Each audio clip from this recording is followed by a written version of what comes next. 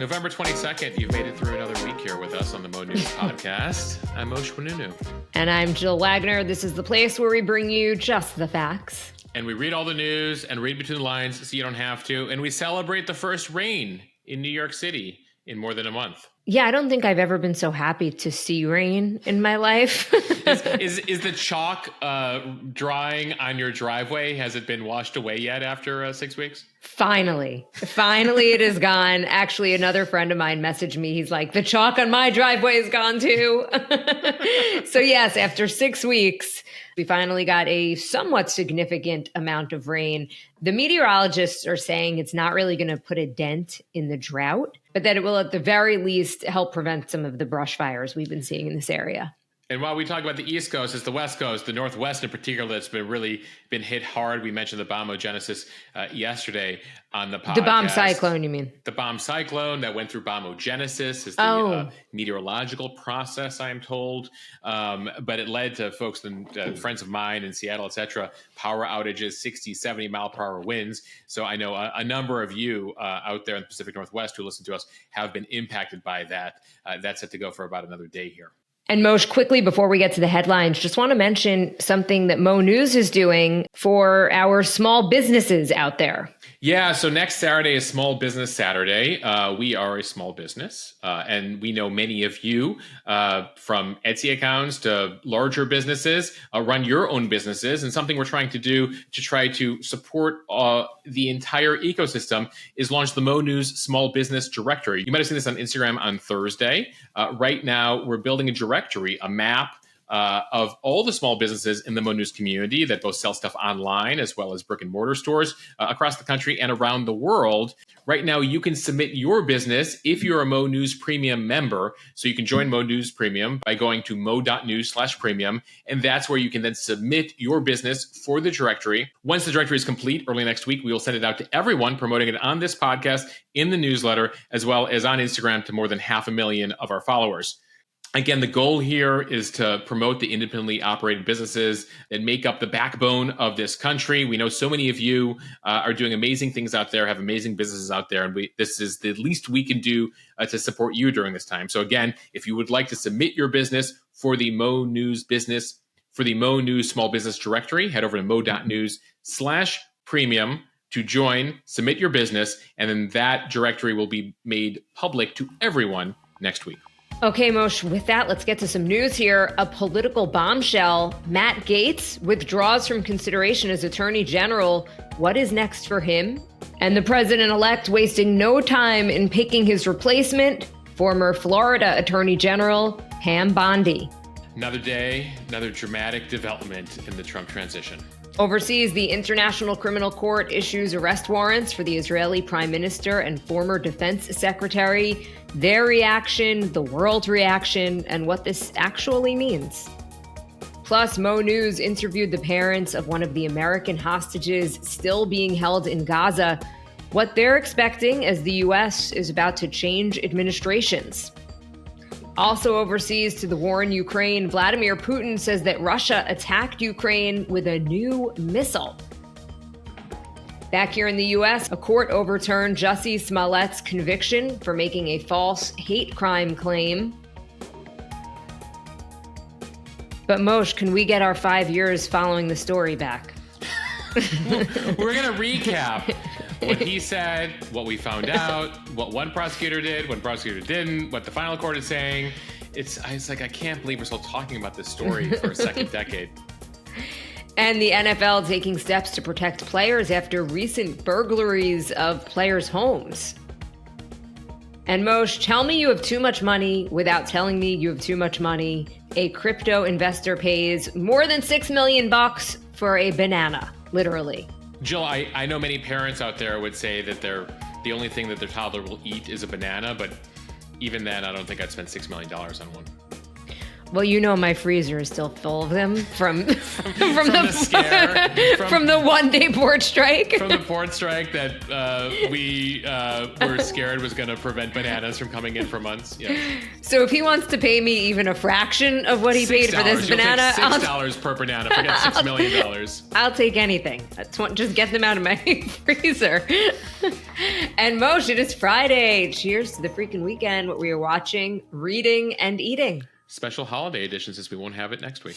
All right, let's start with big political news. Matt Gaetz has withdrawn his name as Donald Trump's pick for Attorney General. In a statement on X, he wrote, quote, "It is clear that my confirmation was unfairly becoming a distraction to the critical work of the Trump-Vance transition. There is no time to waste on a needlessly protracted Washington scuffle. Thus, I'll be withdrawing my name from consideration to serve as Attorney General." He didn't reveal what specifically prompted him to withdraw from consideration. On Wednesday, Gaetz, along with the Vice President-elect J.D. Vance, made the rounds on Capitol Hill. They were meeting one-on-one with senators, trying to shore up support for his nomination. Both men seemed to say that they were optimistic after meeting with many senators. Jill, that's at least what they were saying to the cameras. It was great. It was great. People love us. This is going to be, come on. It's a cakewalk. We totally got this. How many times have you covered political news where, like, up until the last possible moment, I'm in it to win it. I'm quitting. Cautiously optimistic. Yes. Okay, bye. But in all seriousness, it was looking like an uphill battle. Even some Republicans seemed extremely skeptical of his appointment. Several dozen Republicans said privately that they didn't think that he was qualified for the position. And remember, he could only stand to lose 3 votes in the Senate. So Gaetz represented a district in the Florida Panhandle when he was in Congress. He's been the subject, as we've been reporting, of a long-running investigation by the House Ethics Committee into allegations that he used illicit drugs and had sex with a minor while he was in office. As we've been reporting, the committee was ready to make its report public, but Gaetz resigned from office when Trump nominated him for AG, which meant that he was no longer under the panel's jurisdiction. Even so, details were leaking. We talked about it in yesterday's podcast. We had it on the Instagram account that regardless of how they were voting, the details were coming out and they were not pretty, Jill. Apparently, one of the women who says that she slept with Matt Gaetz when she was just 17 years old, aka statutory rape, in Florida, also slept with him as part of threesomes at sex parties they attended, drug-fueled sex parties that Matt Gaetz would talk about on the House floor to his colleagues. Just a lot of details here, and there was fear within the Trump campaign that even more stuff was going to come out. Remember, he was up for Attorney General, the chief law enforcement officer in the country. So regardless of whether he could be criminally convicted of this stuff or he just participated in this stuff and can't be convicted, was a major issue. And there was no love lost when you looked at the reactions from Capitol Hill yesterday from Republicans. I think we can summarize it with Mitch McConnell's statement when asked Matt Gaetz withdrawing from the nomination for his reaction. Mitch McConnell said, "It is a good thing." For his part, Donald Trump officially released a statement on Truth Social saying that Gaetz, quote, was doing very well, but at the same time didn't want to be a distraction for the administration, for which he has much respect.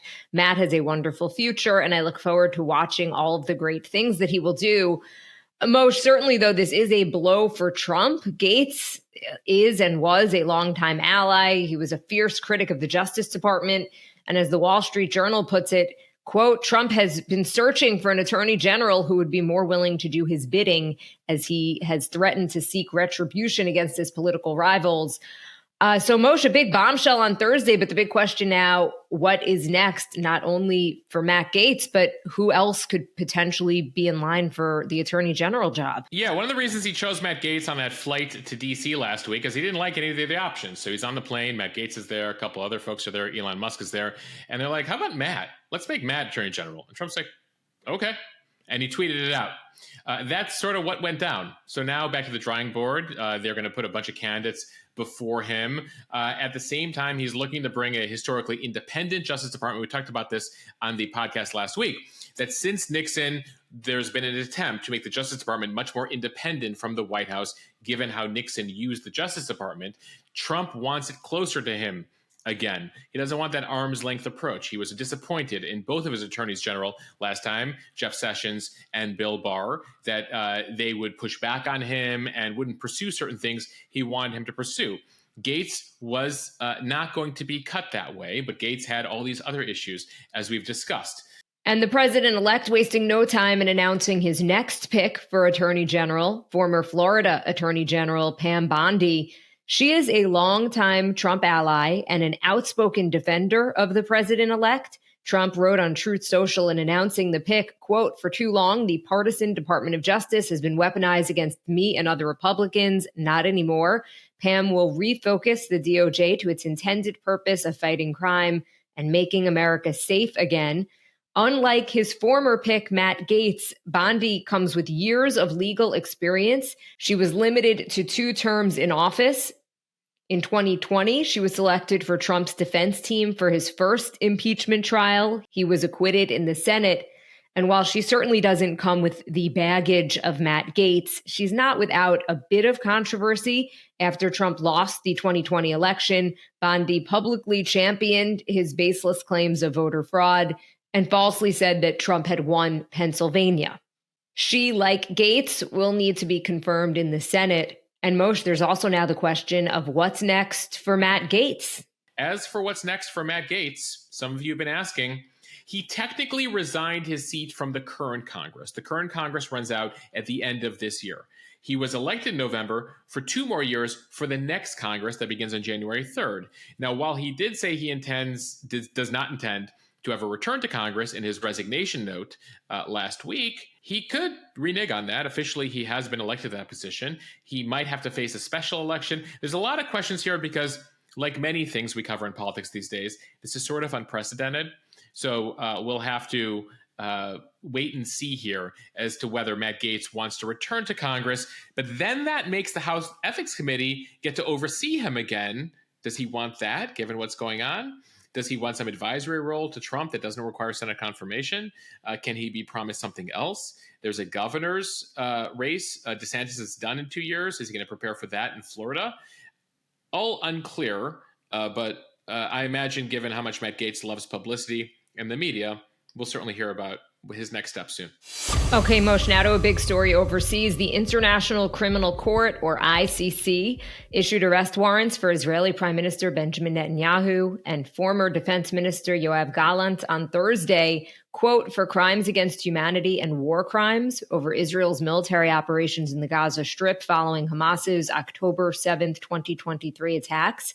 The court believes that Netanyahu and Gallant used starvation as a method of war and also murder, persecution, and other inhumane acts in Gaza. The ICC also issued a warrant for Hamas military leader Mohammed Deif, who was killed in July, according to Israeli officials.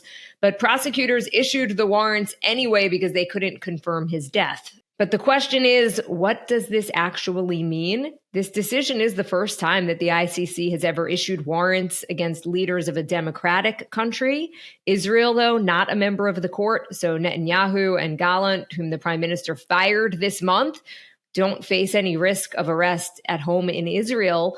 But it will severely limit their ability to travel abroad because they could get arrested if they travel to one of the court's 124 member nations. Though we should mention that among the 70 or so countries that is not a member of the ICC, also the United States. The U.S. sees the ICC as biased, so has never joined it, going back multiple Democratic and Republican administrations. So the Israeli leadership, as far as travel is concerned, won't have a problem traveling here. Although there are concerns that potentially this could impact any kind of ceasefire negotiations because it does limit travel to other countries. Netanyahu's office on Thursday issued a statement saying, quote, today is a dark day in the history of humanity. The International Court in The Hague, which was invented in order to protect humanity, has become today the enemy of humanity. He continues, quote, it's an anti-Semitic step that has one goal, to deter me, to deter us from having our natural right to defend ourselves against enemies who try to destroy us. Critics have pointed to other world leaders who have not been the subject of investigation by the ICC, like Syrian President Bashar al-Assad, who used chemical weapons on his own people, or Chinese President Xi Jinping, who has kept 1 million Uyghur Muslims in the country in actual concentration camps. Or Iranian leadership for murdering thousands of their own people and imprisoning tens of thousands of others, fighting for democracy, the leaders of Sudan for engaging in genocide down there, and the leaders of Somalia, Algeria. We could go on. and on here. Israel also pointing out that the court's top prosecutor, Karim Khan, earlier this month, is the subject now of an external probe into sexual misconduct allegations. And so there is a feeling there that this might be a distraction from that. Again, that's a bit of a stretch here. But there is a feeling of unfair treatment here by the Israelis. U.S. officials, both on the Biden and Trump sides, saying that this process was not fair, is illegitimate here. The Trump team condemning it, saying the ICC has another thing coming once they take over on January 20th. A number of U.S. senators are urging the court and have been urging the court not to issue arrest warrants over the Gaza war until these misconduct claims can actually be investigated. Joe Biden blasting the ICC prosecutor for requesting warrants. He expressed support for Israel's right to defend itself after October 7th. The incoming majority leader of the Senate, John Thune, also threatened to push sanctions against the ICC if it pursued a warrant here. So there appears to be a lot of unity here in terms of the response, both Democrats and Republicans here behind Israel. At the same time, in Europe, you have countries like France, Spain, others saying they'll comply with this decision, that if Netanyahu or Gallant were to travel to their countries, they would arrest them. We should note, as we approach December here, the war is now more than 400 days old, and there are still about 100 hostages being held in Gaza. Jill, you had the chance this week to speak with the parents of one of the 4 Americans still believed to be alive and in Hamas custody in Gaza this week. Yeah, so I spoke to the parents of 22-year-old Omer Nutra. He is from Long Island, where I'm from. And as you said, one of the 4 American hostages that is believed to still be alive. So I asked his parents, Orna and Ronan, how they thought the incoming Trump administration could potentially impact the hostage and ceasefire negotiations. And they compared this moment to 1981 during the Iranian hostage crisis. If you remember, Iran released the Americans who were being held immediately after Ronald Reagan was sworn in, taking over from President Carter. So just take a listen to what Ronan had to say. We feel there is a moment here in history where the change of administration here could lead to a change in the way both the mediators are looking on their job, whether it's Qatar, Egypt, or potentially Turkey, now hosting a lot of the Hamas leaders. And then obviously there is a very different level of relationship and trust between President Trump and the Israeli government versus what was kind of confrontational relationship with the Biden administration. So, we felt, like Orna said, throughout the year that we got a lot of support from the Biden administration. We give them A+ for effort, but the result is that our son is still there. And we need a change of the way people think, and we need action. And we hope and we are pushing for a Reagan-like moment with President Trump. And Moshe, Orna, and Ronan spoke at the Republican National Convention. They attended the Democratic National Convention.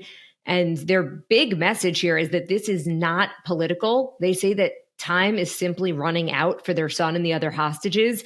They say based on the condition of the 6 hostages that were recently killed by Hamas, that was including Hirsch Goldberg, another American, that experts have told them that they really don't know if their son and the other hostages can survive the winter. We're getting to the point now where a number of these folks have experienced 2 birthdays while being held hostage underground.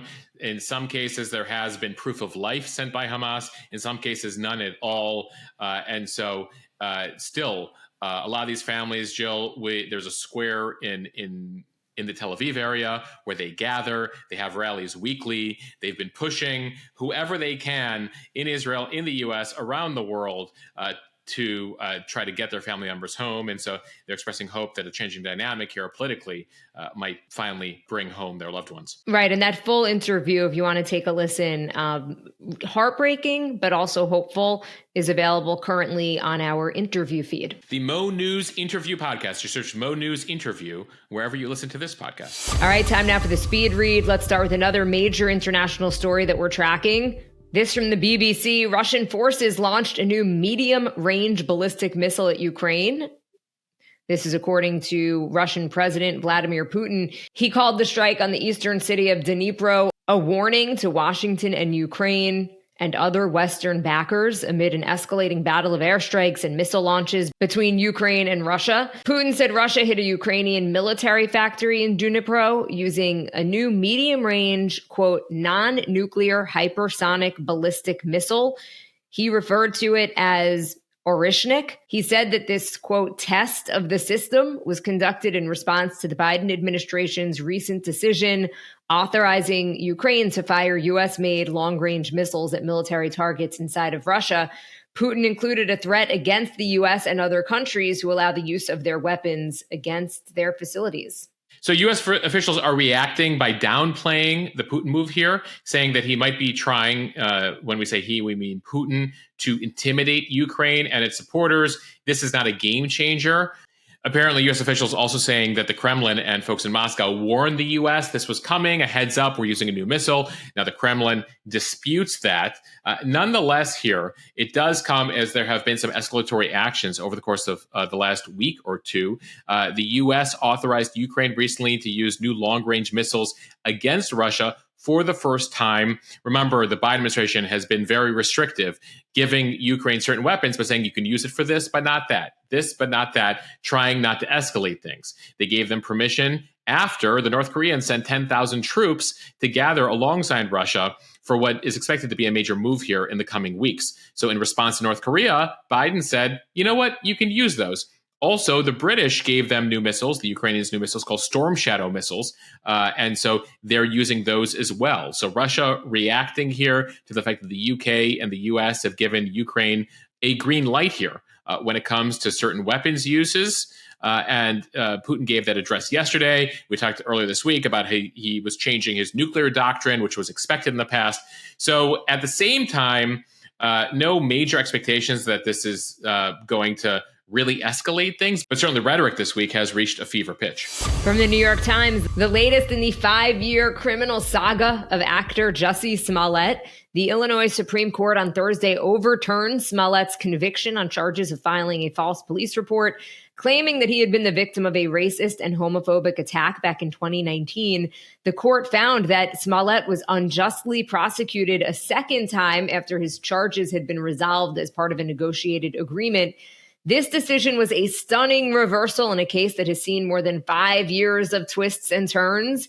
Take us back, Jill. Okay. If you remember, back in 2019, Smollett told police that 2 masked men had attacked him near his apartment building in downtown Chicago in the early hours of the morning. He said the men had poured bleach on him and put a white rope around his neck. The report of the attack drew tons of attention from high-profile celebrities and politicians, including, by the way, then Senator Kamala Harris, who called the attack, quote, an attempted modern-day lynching.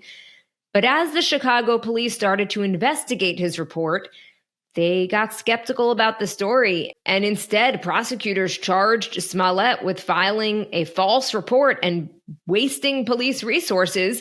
Then the Cook County State's Attorney's Office abruptly dropped all of the initial charges filed against him, prompting another wave of condemnations and drawing criticism from the city's mayor at the time, who was Rahm Emanuel, and then President Trump. So then a special prosecutor was appointed and grand jury charges were restored, leading to his conviction in 2021 on 5 counts of disorderly conduct. Now the Illinois Supreme Court says this whole thing was a mess. You shouldn't have done a second round on him. He basically was adjudicated by that deal where the charges were dropped that first time around.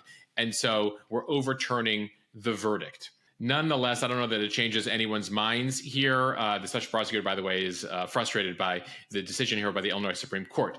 But again, let's recap this. Jussie Smollett is attacked in the early hours of the morning outside a Subway. It's like -20 in Chicago, a winter night. At the time, he's starring in the show Empire, if you remember that show on Fox, and says he was the victim of a hate crime. They're yelling, "This is MAGA country." I remember being the EP of the Evening News and this headline coming out and people saying, this hate crime. And I'm like, wait a second, I'm from Chicago. Something doesn't add up here. Like, there's a bunch of guys who are saying this is MAGA country at 2 a.m. outside a Subway in Chicago, -20 weather. And they happen to watch Empire and know who Jussie Smollett is. Like, I was like, there's something something is odd here. I remember that we added a dose of skepticism. Actually, I'm proud of that at CBS, where I was like, let's not just jump on this bandwagon here. There's something more here. Moshe, it did not pass the sniff test, as we call it. No, just like, I'm like, -20, MAGA country, a subway, like you're homophobic, but you watch, and racist, but you watch Empire. Like, this doesn't make any sense. And so the Chicago PD investigates this. They're like, yeah, that doesn't actually make any sense. And it turns out that he was annoyed, Jussie Smollett was annoyed that the TV studio, Fox, that produces Empire, didn't adequately respond to hate mail that Smollett had gotten. So he staged his whole attack, paying $3,500 to 2 Nigerian men that he knew to carry out a fake attack with a noose, bleach, MAGA hats, the whole thing. So then there are charges against Jussie Smollett. There's outrage about that. So they drop the charges and say, hey, can you just do some community service? But then there's outrage about that, which is then the issue now that we face, which is these new charges were brought. The conviction happens. He ends up serving a couple days in prison of what would have been a larger term. And then that gets appealed to the Supreme Court. And the Supreme Court, in this case, the Illinois Supreme Court, says, forget about it. Forget about this whole thing. That first go around, the community service, that was enough. You didn't need to bring the charges back here.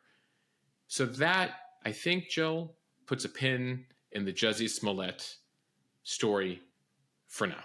But Moshe, as I said in the beginning of the podcast, that is 5 years of following this that we will never get back. and I've aged half a decade. And all kidding aside, I'd be curious to see how much money it has cost in terms of just hours for the prosecutor's office, the police department, overtime, things like that. And these things are not free. And it's also time that they did not spend looking into other very important and real, I'm sure, crimes. Actual crimes in the city of Chicago. And I think that was one of the reasons why they brought back the charges against Smollett, because people are like, wait a second, you need to set a standard here that you can't waste police resources that way. Nonetheless, I'd be very surprised if someone tries this sort of thing in the future. I won't. No one learns anything. Jill's frustrated by her treatment at Mo News and has decided to stage an attack on herself in Long Island. From KCTV in Kansas City, Missouri, NFL officials announced a security alert to all team directors and the players union about organized and skilled criminals who target the homes of professional athletes. It comes after the burglaries of the homes of the Kansas City Chiefs star Patrick Mahomes and Travis Kelce, as well as the Dallas Cowboys' Linval Joseph. The burglaries have been linked to a South American crime syndicate and have spurred this security alert from the NFL. The FBI has opened an investigation into the crime wave as international organized crime. The league, the NFL Players Association, and team security officials have also monitored the spree. It appears to be a transnational crime ring that over the last 3 weeks has focused on NBA and NFL players. I can tell you, though, Moshe, the police here on Long Island are constantly warning residents as well about this specific crime ring, which has a very similar MO as we learned in the burglaries of the NFL players. Yeah, as far as the NFL players are concerned, though, this league-wide alert to all of their players, they report that these crimes tend to be non-confrontational and they burglarize the homes while the residents are not home. And you tend to know when NFL games are played and that those athletes are not going to be at home because they're pretty well advertised. The crime rings go inside the home. They go for cash, jewelry, watches, handbags, various things that they know that players who are making millions of dollars a year might have in their homes. Now, as part of this alert, the NFL is telling all the players, please do not post in real time on social media to alert folks that you're not home. Go ahead and install security systems to your home, and also do not keep any valuables in plain sight. And so those are among the recommendations they're making. I think that would go for everyone out there, not just NFL players. But still notable here that this crime ring is basically monitoring the sports schedule for athletes and being like, okay, we know where these guys live and we know that they're playing an away game. So let's monitor the house and you know, find a right time to go inside. So I think it's leading to probably a number of players there to hire security who previously didn't have it. And finally, from the New York Daily News, crypto investor Justin Sun paid $6.2 million for duct tape banana art. And get this, he says he's going to eat it. No! I don't even, is that even safe at this point? How old is that banana? Wait, he really is going to eat it? Is he joking? Because it's from 2019. Son revealed this week that he shelled out millions of dollars at Sotheby's New York auction for what's called Comedian, a piece of conceptual art created by Italian artist and cultural prankster Maurizio Catalan. The work was a single banana duct taped to the wall. Literally, that is it. It almost immediately became a viral phenomenon when it debuted in 2019 at Art Basel in Miami Beach. Yeah, it looks like they keep refreshing the banana, though. This one was bought, Jill, from a fruit stand on the Upper East Side of Manhattan for 35 cents. Apparently, a guy who runs the fruit stand is from Bangladesh. He did not give his name, but he said he was not aware that one of his bananas was then resold for that much money after he sold it to the guy for 35 cents. So Sun writes, the buyer here writes that he's thrilled to announce that he's bought the banana. This is not just artwork. It represents a cultural phenomenon that bridges the worlds of art, memes, and cryptocurrency community. He's the founder of the cryptocurrency platform Tron. And he added, again, as you mentioned, he's going to eat the banana as part of this unique artistic experience, honoring its place in both art history and popular culture. I've never thought that much about, society and the impact of things and philosophy as I eat a banana, Jill, but he's really he's gonna have deep thoughts while he eats his, again, $6.2 million banana. So per bite, we're talking like $400,000 at least. I mean, like, I slice up a banana for Olivia, like most children. She loves bananas, and like I could probably get you could probably get like 10 to 12 little slices there of chunks of banana. So at that rate, that's about 500 to 600K per slice of banana. Maybe he should. I think, what we love in this family is to freeze the bananas. So we'll slice up the bananas, put like a little bit of like chocolate on each one, like melted chocolate, put it in the freezer. It's like one of Alex's like dessert specials. And then, then you have like these little frozen chocolate banana bites. I think, Justin, you should do that as opposed to just eat it like that. I think that'll allow you to preserve it longer and think about your $6.2 million art / banana / what did he say here? Unique artistic experience. I go back to what I said at the beginning. Tell me you have too much money without telling me you have too much money.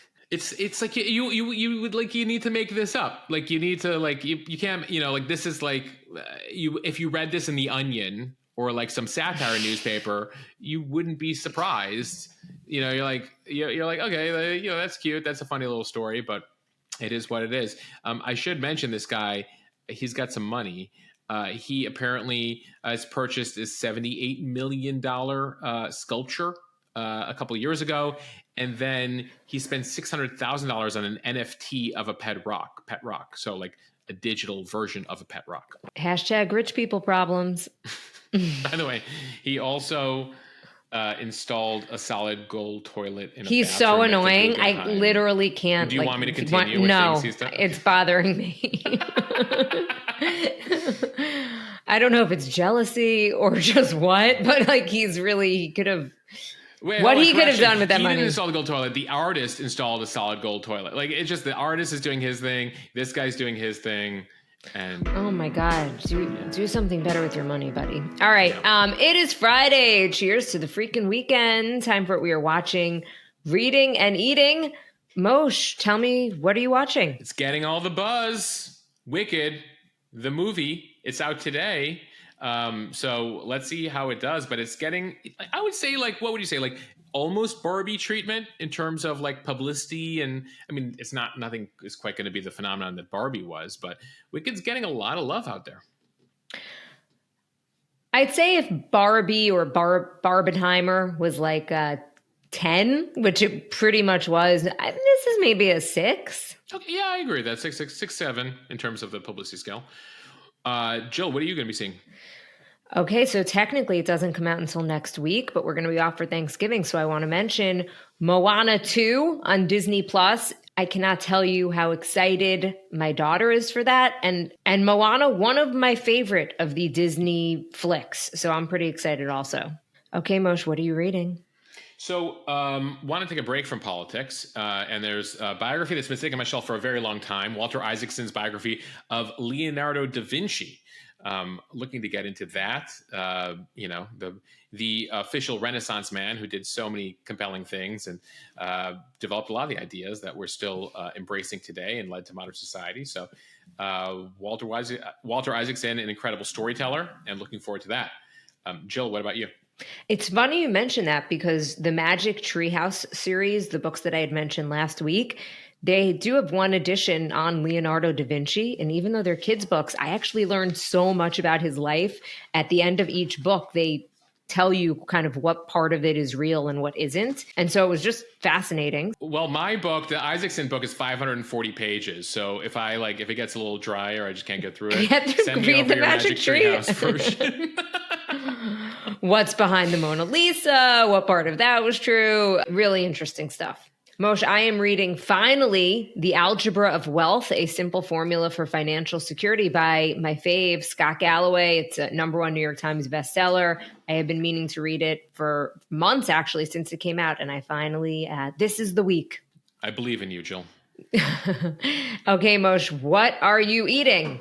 So Alex walked in here with a snack the other day. I'm like a big crispy wafer fan, like hazelnut wafers, like chocolate hazelnut wafer bars, have been since I was a kid. And so I like this Loker Minis mix. They got a bunch of flavors, and it's like Pringles. Like you can't just stop at one. Once you pop, you can't stop. So that's what I've been snacking on at my desk. By the way, I should notice sometimes we mention these brands. We are not sponsored by Local Wafers. I would always disclose if this was a sponsored segment, but I should mention I'm totally open to it if anyone knows anyone over there to be a spokesperson for them. Jill, what are you eating? Moshe, I have been seeing all over the internet or Instagram, I've been getting a ton of recipes for kind of like caramelized apples with yogurt. That's supposed to taste exactly like a dessert. You use a little maple syrup. So I'm still going through 4 or 5 different recipes to see which one I want to use. But I'm going to be attempting to make that. It's supposed to be kind of like a healthy, you can make it as a dessert. I would go and venture to say I might have it for breakfast. But I will go ahead and post the recipe when I decide on which one I'm going to do on my Instagram account, Jill R. Wagner. And I will also tell you how it is, take some pictures of the final product. Sounds like a plan. It's apple season. It's also Friday, so everyone have a wonderful weekend. Thank you for listening to the Mo News Podcast. If you like what you hear, please share this with your friends. It helps us grow. Follow us, subscribe so you don't miss an episode, and review us in the App Store. Everyone have a easy weekend. We should know we have a special premium pod out as well to listen to for all premium members, mo.news/premium. If you are not a premium member yet, we have a conversation on all things the economy, Wall Street, and what a Trump presidency will mean to the markets, as well as the economy writ large with our friends over at CNBC. So that's over on the Mo News Premium podcast. And you premium users know how to access that. All right. Bye, everyone.